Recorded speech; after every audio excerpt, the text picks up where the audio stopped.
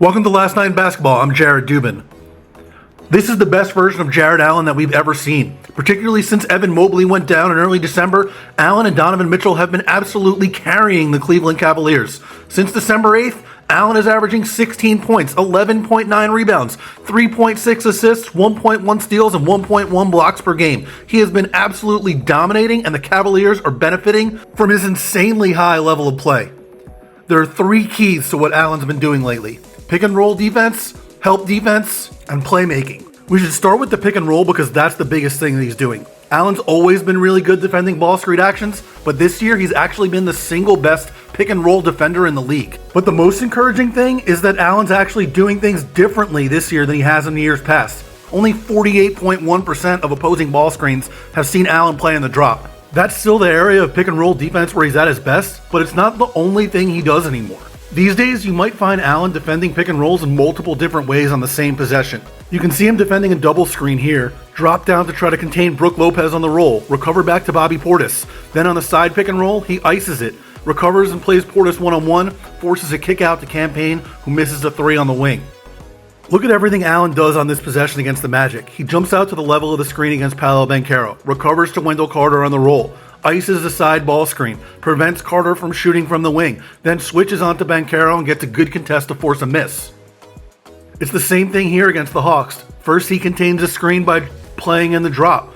Then, when the ball gets swung back around to DeJounte Murray, he comes all the way out to the perimeter, picks up Murray on a switch, tracks him into the corner, and is able to get a really good contest without fouling the shooter and force a miss. Again, he's just tasked with doing so much on each individual possession. He contains this Murray pick and roll and prevents a shot on the drive. When Saddiq Bey drives on the rim, Allen's there waiting for him to prevent the shot.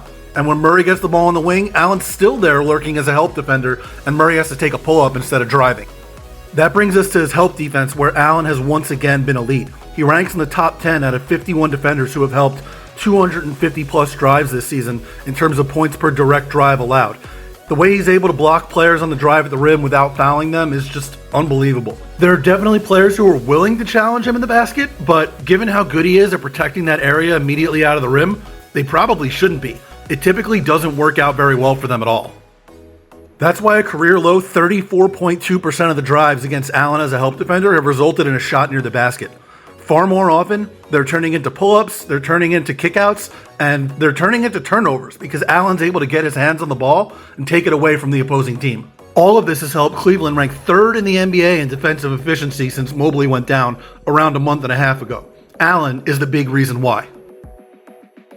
Then there's the playmaking, which is probably the biggest difference with Allen this year than in years past. He's averaging a career-high 3 assists a game, and in recent weeks, like I said, that's been even higher, 3.6 assists. And I do want to be clear, a lot of these assists, they're coming from handoffs. He is a big-time dribble handoff hub. 41 of his 116 potential assists since Mobley went down have been in the handoff variety. But that doesn't mean that's all he's doing. He's actually making real plays.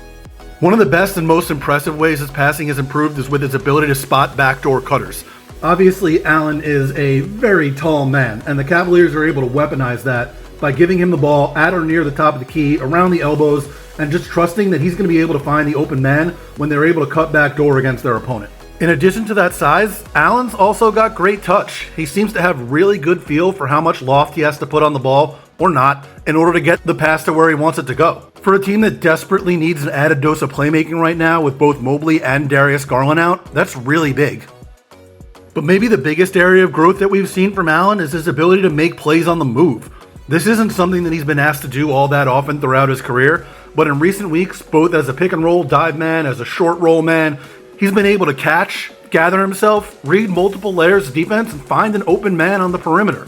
Obviously, Cleveland doesn't always connect on these shots, but the fact that Allen's able to create them in a different way than he ever has before in his career is such a big development for a Cleveland team that's now 14-7 in the last 6 weeks, thanks in large part to the play of its center. Once again, this has been Last Night in Basketball. I'm Jarrett Dubin. Head on over to lastnightinbasketball.com and subscribe today.